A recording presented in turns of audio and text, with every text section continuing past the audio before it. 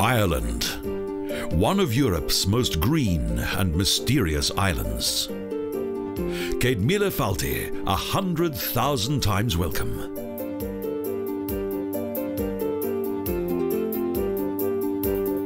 Everyone who visits Ireland, this isolated island in the Atlantic Ocean, is given a very warm welcome. An ancient and colourful land. Stone monuments of the past indicate its dramatic history. And above all, there is the splendour of Ireland's natural landscape.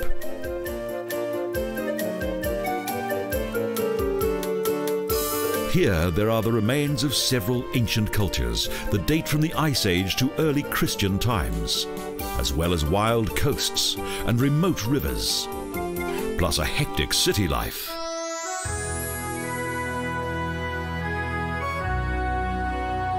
Dublin is the capital of the Irish Republic, a city of musicians, poets and dreamers. Also a financial centre. Its many old buildings indicate its long and dramatic past.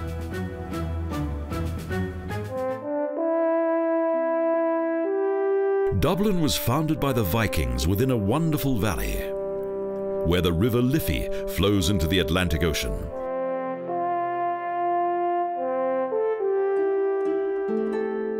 After the Vikings, the Normans conquered the city and ruled over it for 700 years. And under King Henry VIII, Dublin became the capital of what was then a British colony.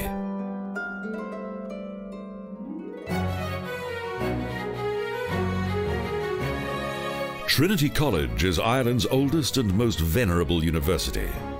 It was founded in 1592 by Queen Elizabeth I.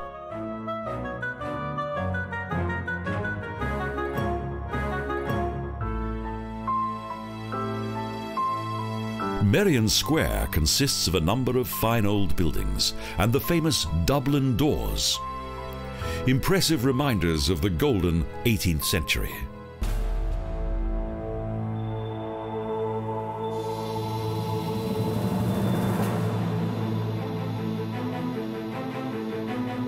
At Easter 1916, the Irish Republic was born.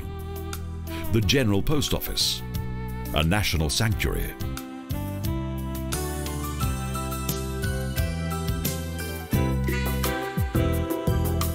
Up until the 17th century, St. Stephen's Green was just an empty space.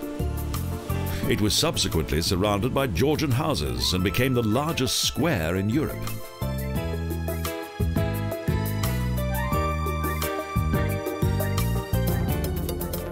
There is one thing that all Irishmen have in common: their insatiable thirst for Guinness.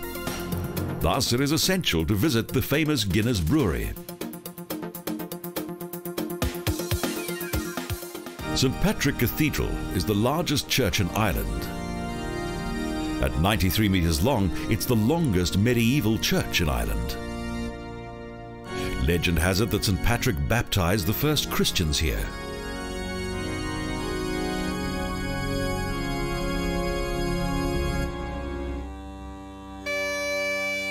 The Dublinia tells the history of the city, from the invasion of the Anglo-Normans right up until the closure of the monasteries, a dramatic period.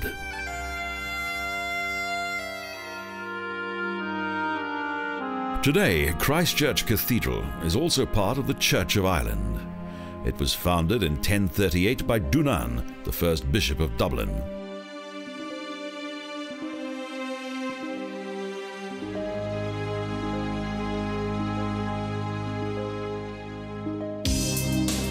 In the north of the city is Dublin's Green Lung, Phoenix Park. Covering more than 800 hectares, it's one of the largest parks in the world.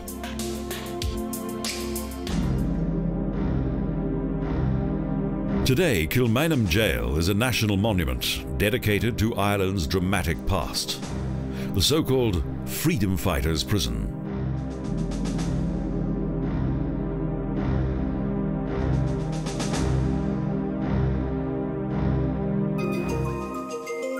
The Kilmainham district marks the beginning of the Grand Canal that travels around the south of Dublin in a semicircle.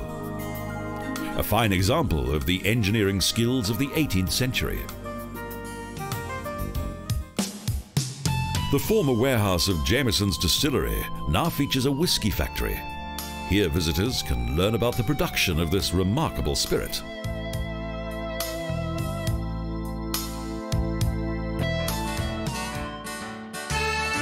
Located on the south bank of the River Liffey, the city's current fashionable district with its narrow, paved streets derived its name from William Temple, who bought this plot of land in around 1600.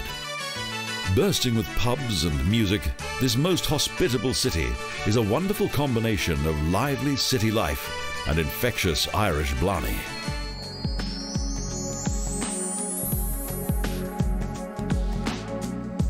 Southwest of Dublin is Kildare, the heart of Ireland's horse racing. In 1902, the Irish national stud Tully House was founded here.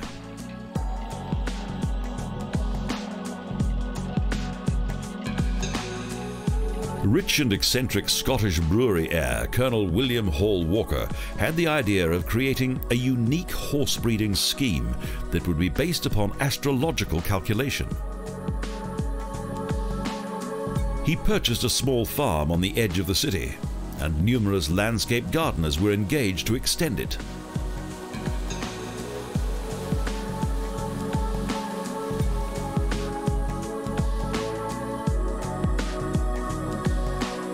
The fact that the Colonel became the most famous horse breeder in Europe was perhaps due to astrology. And each newborn foal was given its own horoscope.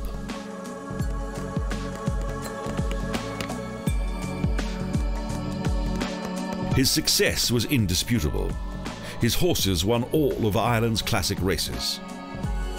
He eventually gifted the stud to the British Crown, and it became a possession of the Irish government. The ruins of an old monastery church and a small cemetery are well tended to.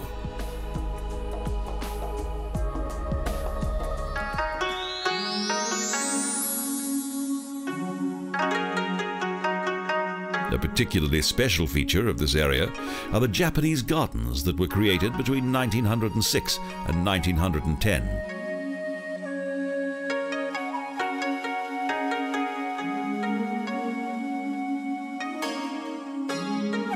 The Japanese gardener Tasaida and his son Minoru introduced philosophic, religious and historic elements to the gardens.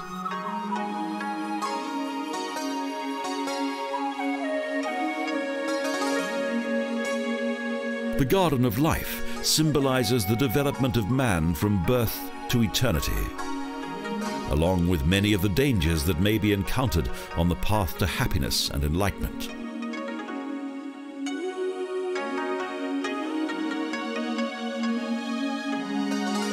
A miniature village and tea house carved from the rock of Mount Fuji complete the little creek, bridges and magical paths of this fascinating garden.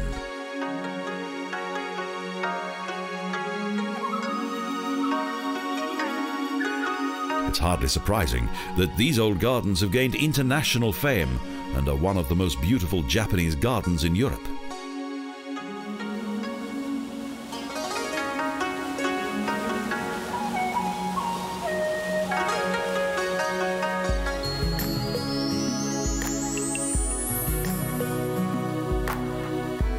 The Wicklow Mountains are a natural paradise of mountains, swamps and lakes.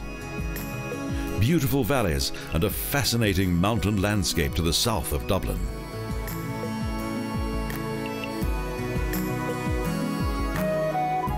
At weekends, this wonderful mountain world attracts thousands of city inhabitants who swarm here to enjoy the Garden of Ireland.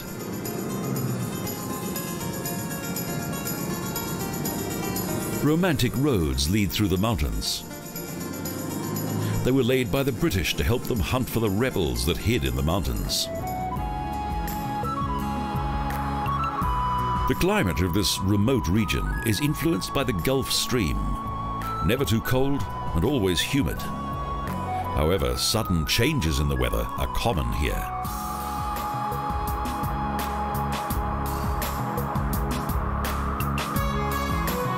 With romantic heathland, dreamy forests and meadows that shine light green, and pastures with grazing sheep.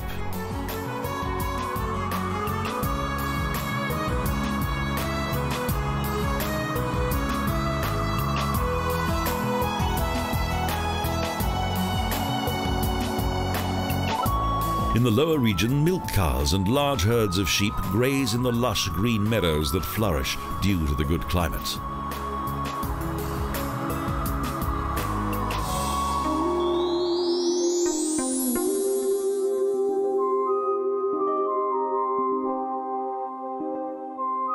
Glendalough, the Valley of Two Lakes, is an old Irish monastery district, full of mystic atmosphere and fascinating charm.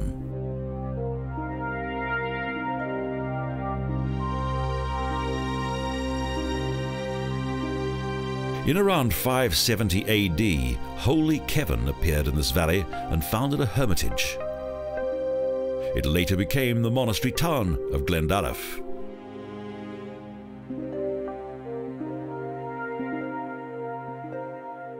The romantic valley that Kevin had chosen due to its remoteness contained one of the largest spiritual settlements of the Middle Ages.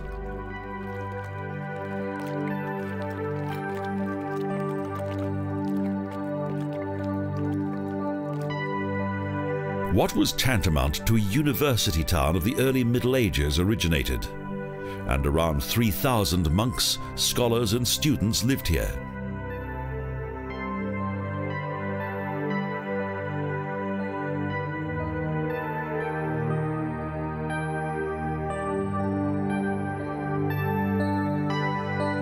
The monastery town was destroyed in 1398 by British troops, but the ruins are still impressive and evocative of a moving past.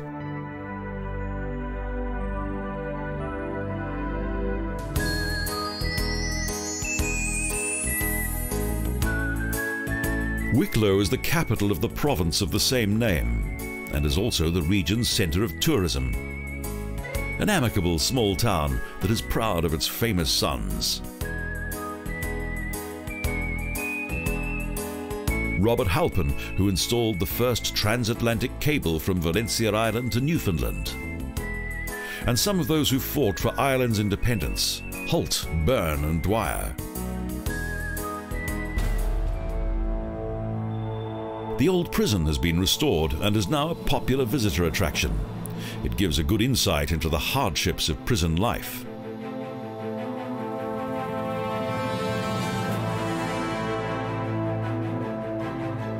Rich prisoners were able to pay for lessons for their children, but corrupt jailers had no mercy for the poor. They were locked in like animals.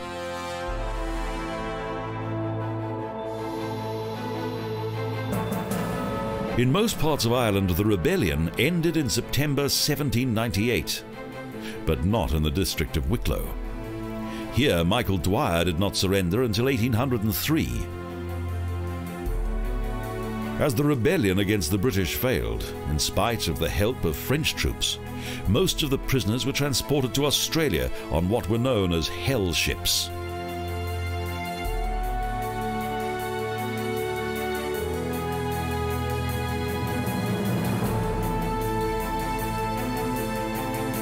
However, the subsequent reform of the prison is also on display. An individual cell for each prisoner, with sitting rooms, kitchen, chapel and washrooms.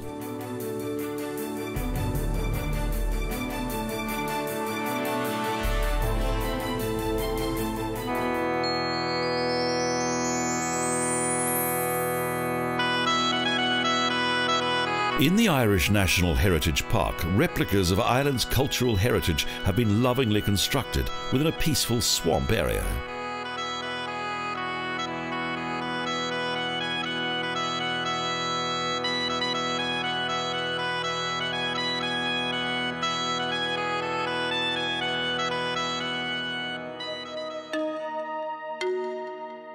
In around 7000 BC, the first settlers arrived here.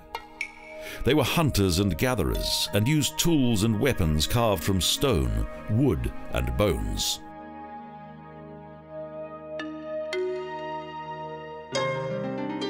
Around 600 BC, numerous Celtic tribes conquered the country. Ring fortresses were typical residences of both the nobility and wealthy farmers.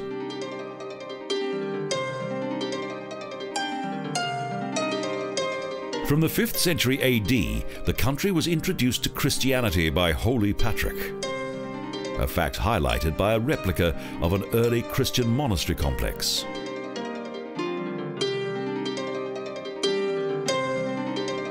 Since the Stone Age, artificial islands were created here, crannogs, huts covered with reed, a secure family dwelling.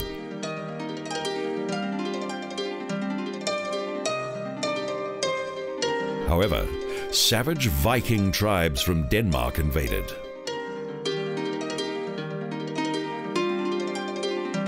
And later, the Normans conquered a large part of the island and ruled here until the Tudor king Henry VIII made it a British colony.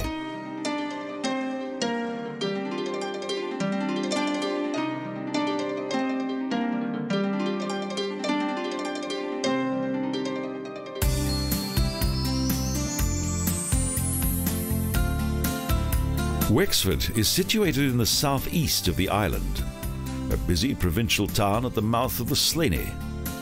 The harbour has since silted up.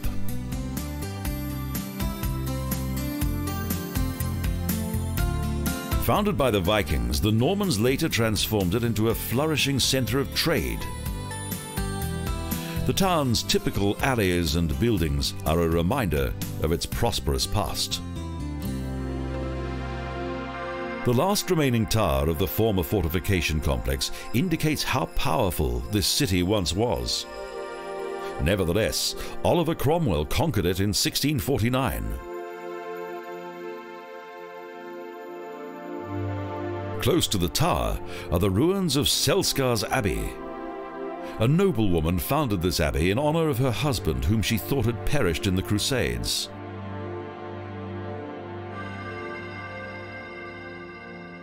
But some years later he returned and discovered that his wife had committed herself to ecclesiastical vows. Saddened by this, he also dedicated himself to monastic life.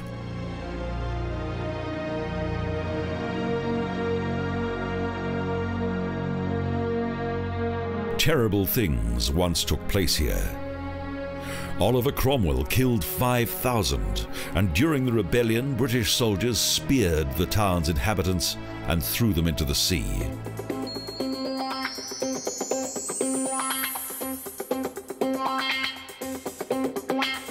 In nearby Rosslare harbour, car ferries arrive from France and Wales.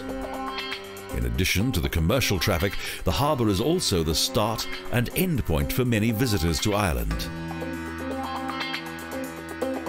Although this coastal region has long sandy beaches and idyllic bays, it is still off the tourist trail.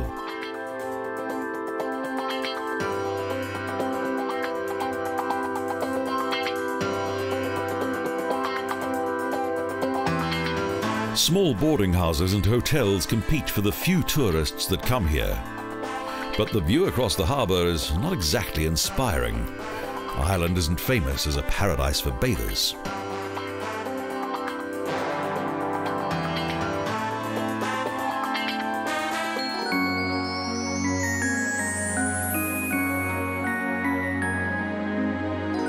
But Rosslare does have a special attraction: the Yola Farmstead Folk Park, a well laid out area.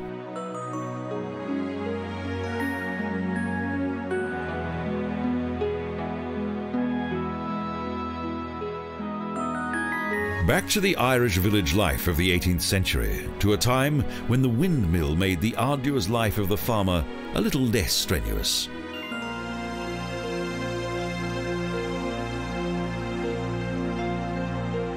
And typical farm animals, sheep, roosters and rabbits, living side by side.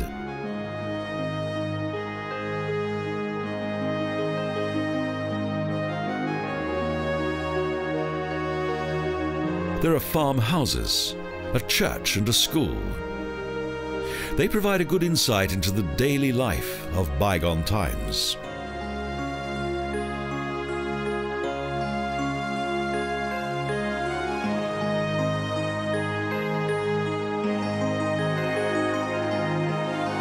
The people survived with the natural products provided by nature.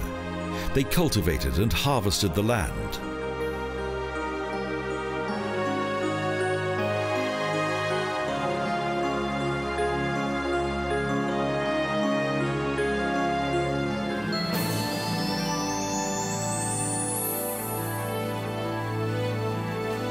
The small town of New Ross was once an important harbour town, as it was strategically located on the banks of a river that flowed into the sea. However, it couldn't be reached from the sea.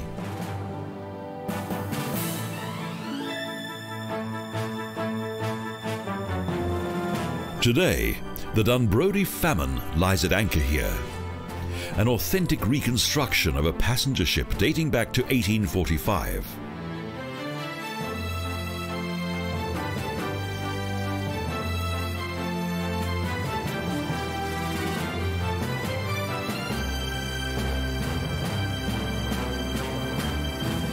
The original ship was built for the transportation of timber. However, several potato harvests were destroyed by a fungus, and this caused a devastating famine.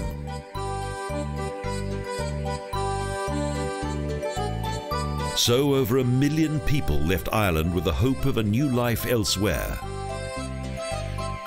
The ship carried emigrants across the Atlantic, and on its return journey it carried timber. A good business for the owner. £3 for each of the ship's 176 passengers.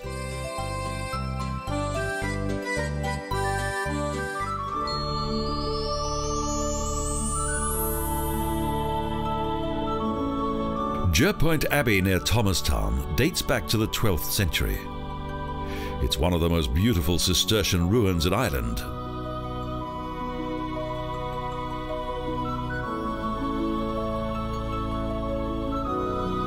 It was founded in around 1160 by Donald MacGillipatrick, the King of Ossory, a small kingdom between Waterford and Kilkenny.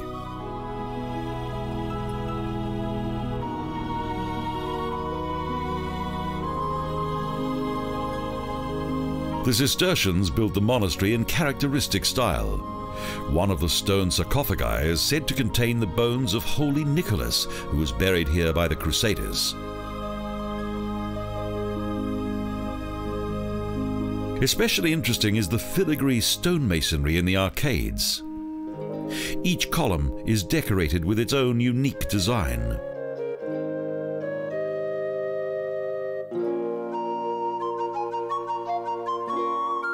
An enclosed corridor once connected the cloister to various courtyards and buildings.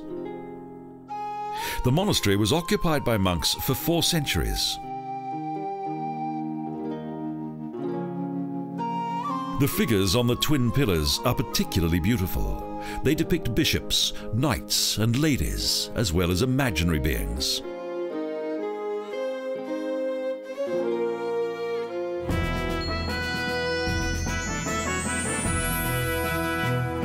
Kilkenny is one of the most beautiful towns in Ireland, and numerous historic buildings highlight the city's colourful past.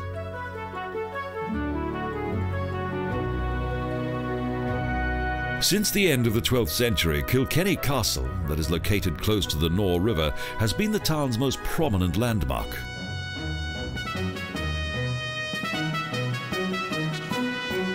In 1391, the castle was acquired by the Butlers, an aristocratic family that influenced Kilkenny right up until the 20th century.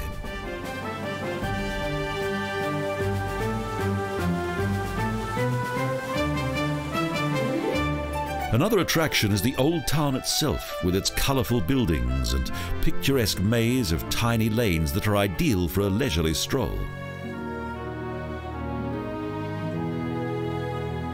The city was founded by Saint Canice, who in the 6th century had a monastery built close to the River Nore.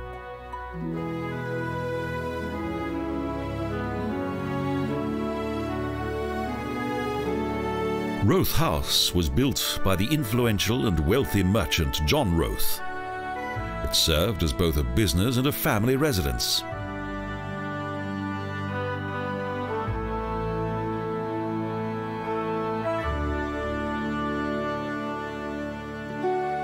Kilkenny is not only famous for its exceptionally well-preserved historic monuments, but also for its local dark beer, Smithwick's, that's exported all over the world.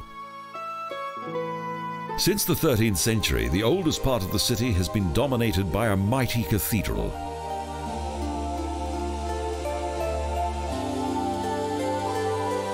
Unlike the buildings that date back to the city's early Christian epoch, the cathedral has retained most of its original medieval grandeur.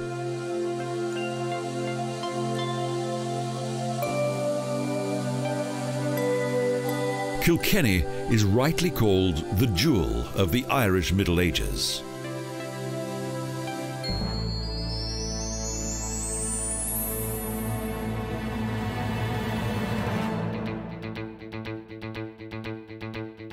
The Fethard town walls are one of the best preserved examples of how the people of bygone times fortified their cities. In those days, invasion was always a threat.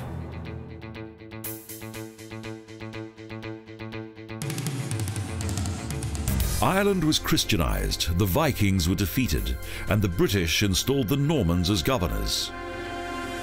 They erected fortresses and adapted to Irish customs and traditions.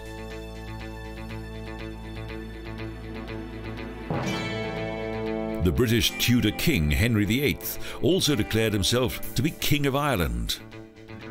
He created various English settlements here and founded the Protestant Church of England.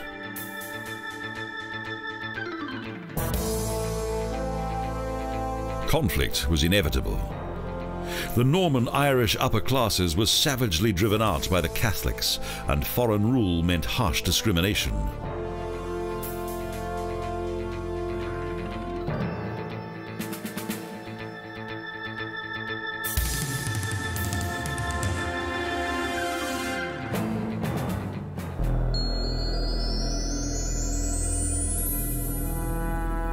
Numerous important episodes of Irish history have taken place on the Rock of Cashel. Former mighty buildings sit majestically upon a limestone rock.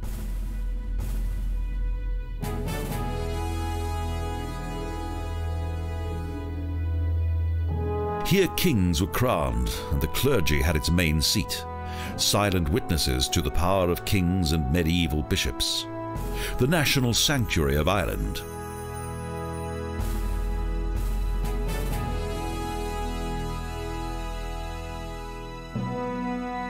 Around 370 AD, the legendary King Cork is said to have founded the town of Cashel.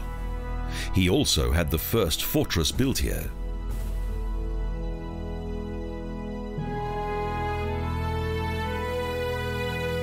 The ruins of Moher Abbey lie at the foot of the fortress and are a reminder of the Cistercian monks who were highly influential.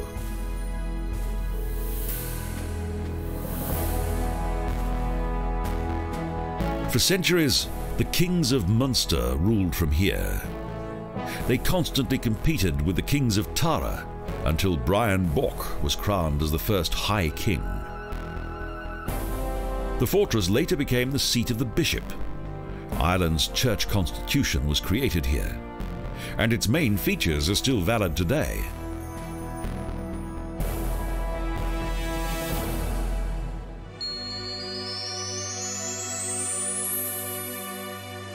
Under the rule of the British, continental classicism was introduced to Ireland in the second half of the 17th century, and a new style of architecture originated here.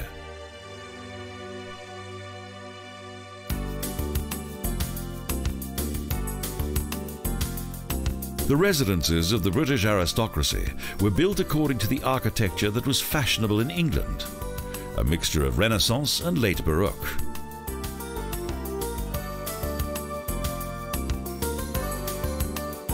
On the outside, modest, but within, much decoration and elegant comfort, an expression of wealth and self-confidence.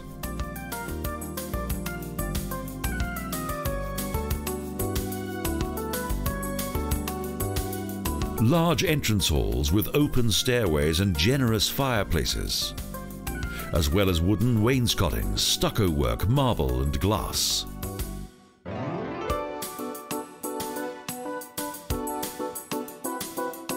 Comfort was of prime importance in Victorian times.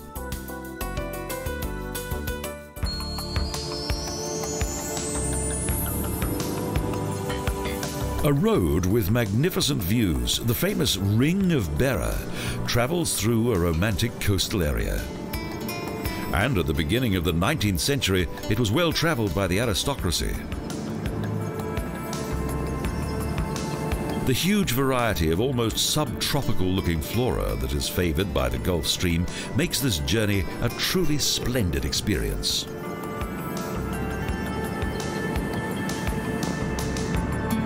The name Ring of Beara indicates that it's possible to take a round trip on the peninsula. The roads, however, are narrow and full of bends.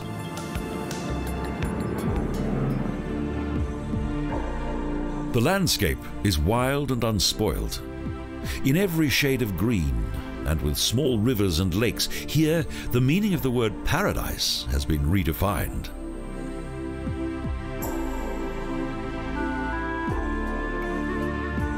It's a real fairy tale landscape, a natural work of art, a veritable rhapsody in green.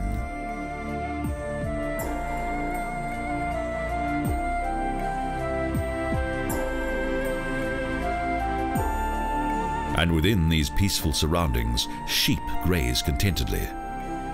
It's a truly inspiring place, a land of myth and legend.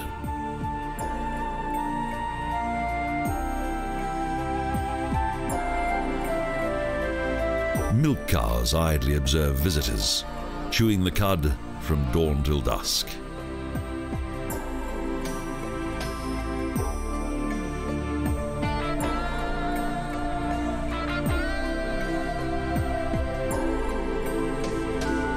Breathtaking views of rocky bays and the Atlantic coastline.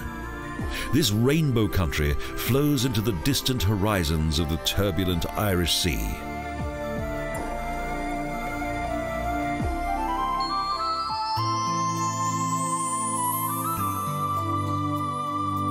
The small town of Kilkenny has more hotels than anywhere else in Ireland apart from Dublin. It's well worth a visit.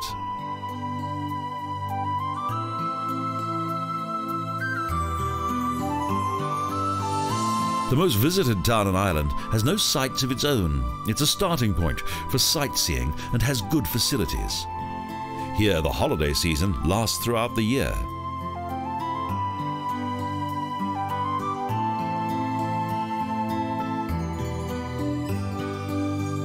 Many interesting shops, pubs and fine restaurants provide tourists with everything they need, whether it's for one day or several.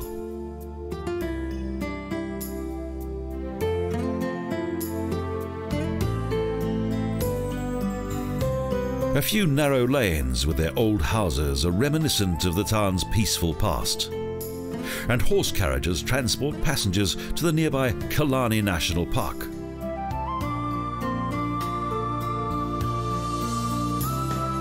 St Mary's Cathedral dates back to the middle of the 19th century, when the Earl of Kenmare invited guests here in order to hunt.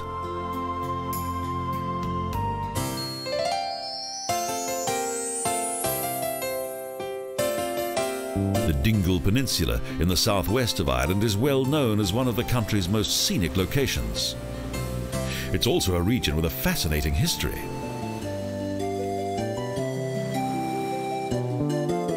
The 1,500 inhabitants of tiny Dingle town have for generations been closely associated with the sea. Their forefathers were also fishermen.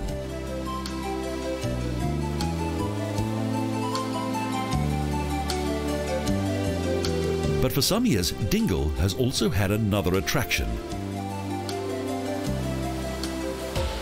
In Dingle town in 1984, a dolphin appeared just off the coast, and it accompanied the fishing boats into the harbour.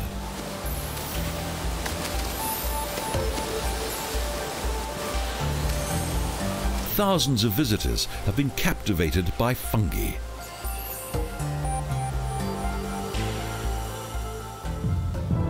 This former smuggler's halt is one of Ireland's many treasures. It's been popular for around 20 years or so.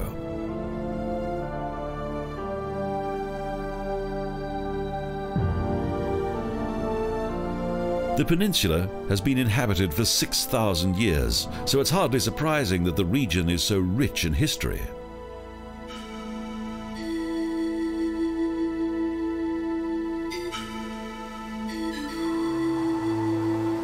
Dunbeg Fort.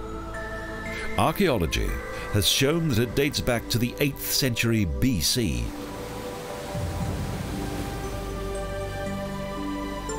Close to Fachen is a large group of beehive huts, ancient circular buildings that date back to the last ice age.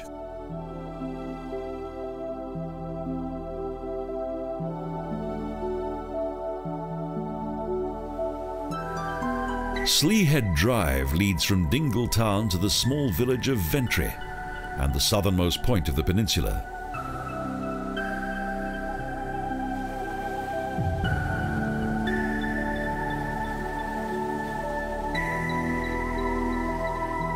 The road soon steepens. The lush green of the surrounding slopes accompanies us on our journey to a legendary pass.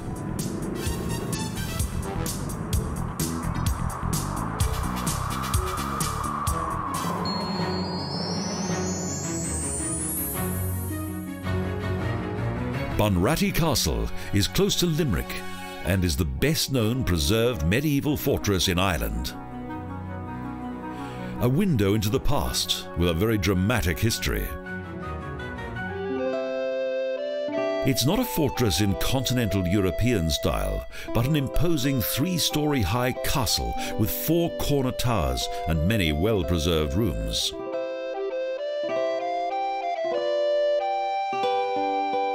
Bunratty Castle has lost none of its medieval character. It's almost as though its inhabitants still live here.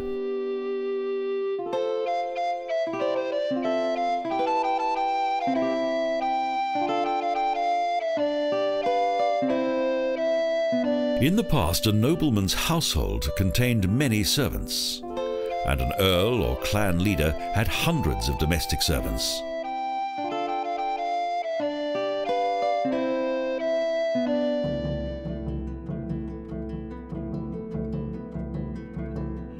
There was always an abundance of food and drink, and travellers and their servants were given a hearty welcome.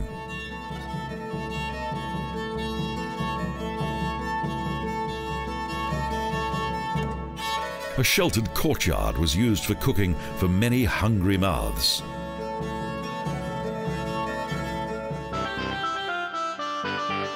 An adjoining historic park gives a good insight into life around 1900.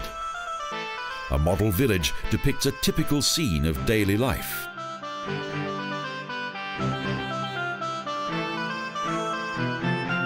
Houses and shops along the village street have been lovingly replicated here. A living museum.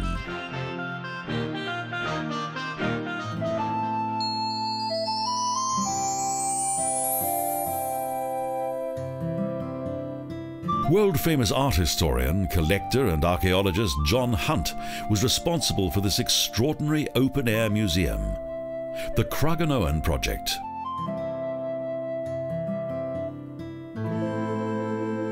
He had a Celtic settlement built here, an artificial island in a lake protected by a palisade. The foundations contain several layers of stone and tree trunks.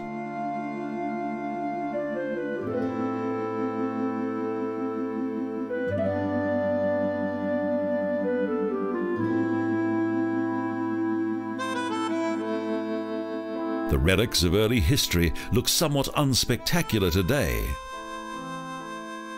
The stone altars and burial places within the forests are hardly recognizable.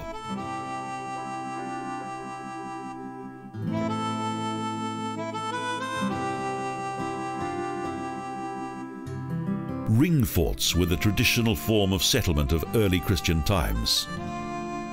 Within the circular earth and stone walls, the inhabitants went about their daily work, cooking, making pottery, and creating various works of art. The most precious exhibit is protected by a glass pyramid. It's the boat in which Holy Brendan travelled from Ireland to North America. Tim Severin built a replica of this boat and followed Brendan's route.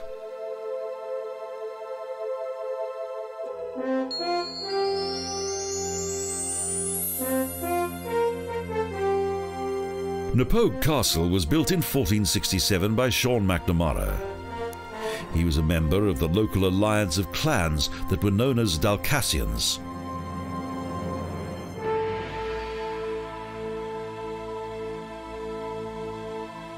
In the past 500 years, the complex has undergone much transformation. Its various owners gradually extended the area and also recreated a wonderful garden based upon Middle European design.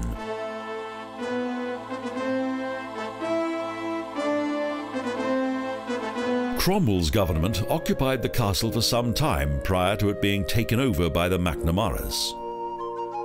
Due to financial problems, in 1800, Francis McNamara sold it to a Scottish family. Half a century later, they also suffered from financial difficulties, and in 1855 they sold it to Theobald Fitzwalter Butler.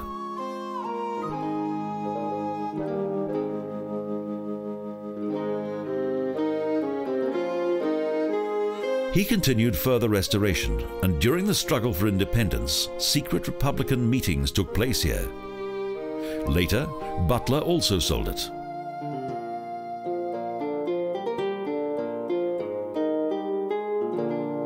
The Andrews from Texas are the present owners.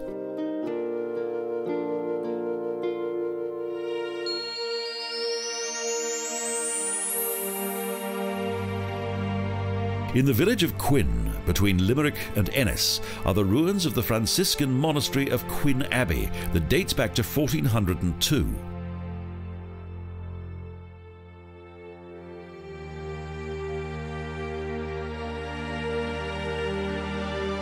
The monks built their monastery within a Norman fortress that had been destroyed in 1286. It was protected by ancient fortress walls.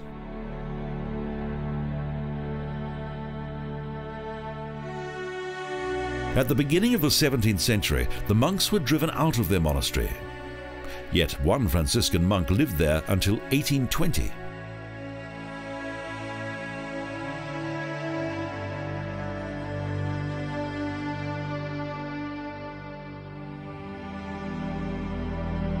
Above all, it is the beautiful cloister and the gravestones of the McNamaras that stand amid the ruins of the church that have made this complex famous.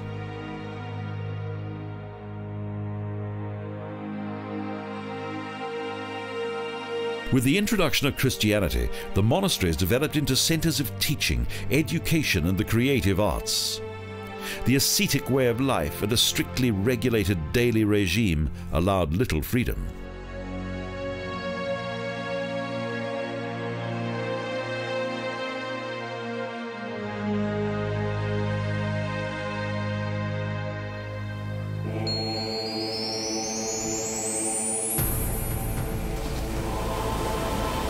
We follow the coast to the 8-kilometre-long Cliffs of Moher and rock strata surrounded by the waves of the Atlantic Ocean.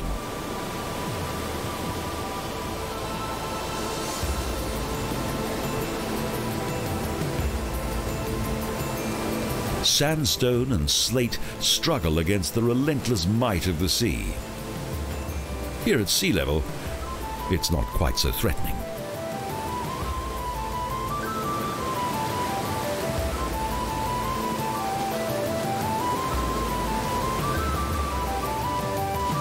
When the weather's good, this is a popular place for a stroll.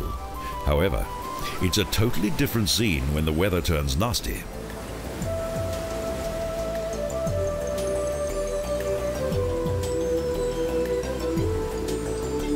The next section of the coast is more spectacular. Steep rock walls plunge 200 meters into the sea below. Here, the coast is vertical.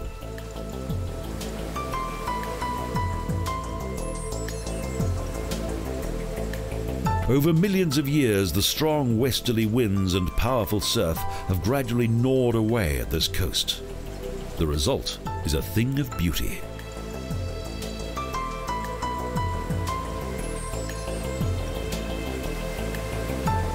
Shining green grass in contrast to dark rock walls, warmed by tropical currents and cooled down by the cold of winter.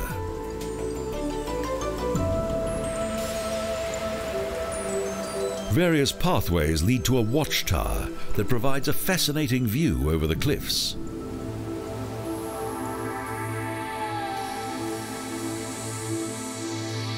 The view is overwhelming, and David Lean's film Ryan's Daughter made these cliffs world famous.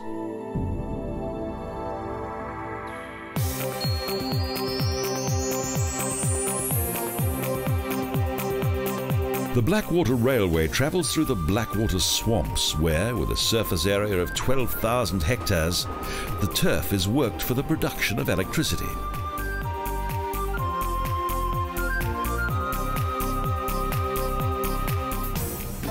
Following the last ice age, numerous small lakes originated in the middle of Ireland. Plants grew, but a lack of oxygen eventually destroyed them.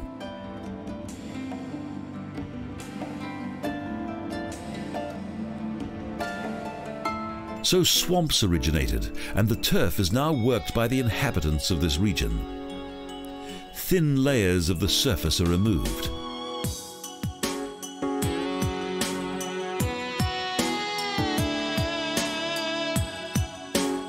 Next, the turf is dried out and piled up in fields. Turf has always been an important burning material, and since the middle of the 20th century, it has been worked with machines.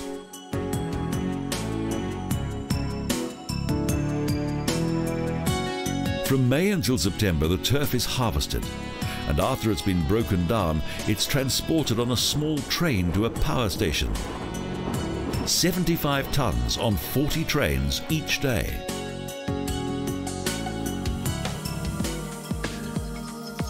The River Shannon slowly winds its way through the romantic Midlands, a tranquil setting.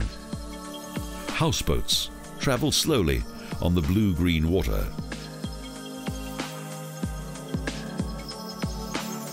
There are several houseboats in the various tributaries and canals that lie close to the numerous small villages. The boats are extremely popular and are quite easy to maneuver.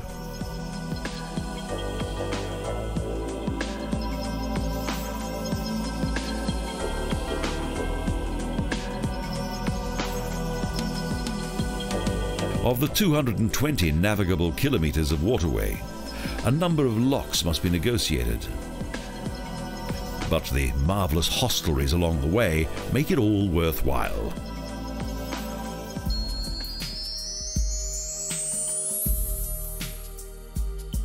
Located above the River Shannon is Clonmacnoise, a cultural highlight in this land of saints and scholars. Founded by Holy Kieran in the middle of the 6th century, this monastic settlement soon became an important centre. The impressive remains of 9 churches, 2 circular towers, and numerous high crosses highlight the former importance of this complex.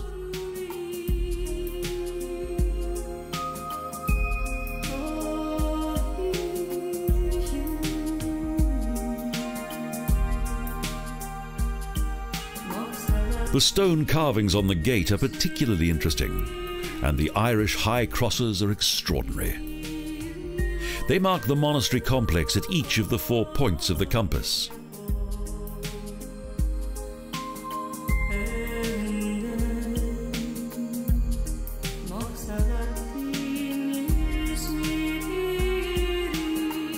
A place of spiritual meetings, sermons, and above all, prayer.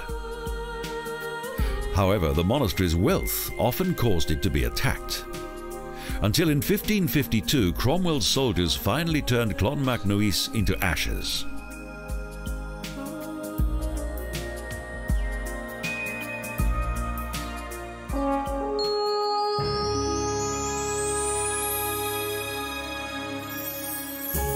West of Tara Hill is the former fortress of the Irish High Kings, Trim Castle, Ireland's largest and most beautiful Norman fortress. Unfortunately, most of it was destroyed due to various battles between Cromwell and the Catholics.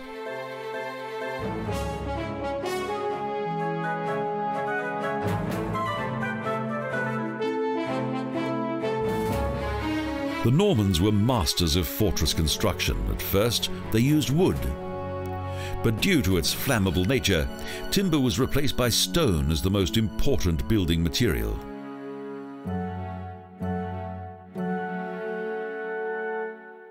Hollywood discovered this spectacular scenery and used it in the film Braveheart. Although much of it has remained unspoiled, Ireland has undergone much change.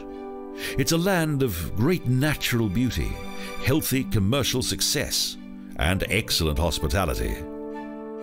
Ireland, a wild green island set in the wild Atlantic Ocean.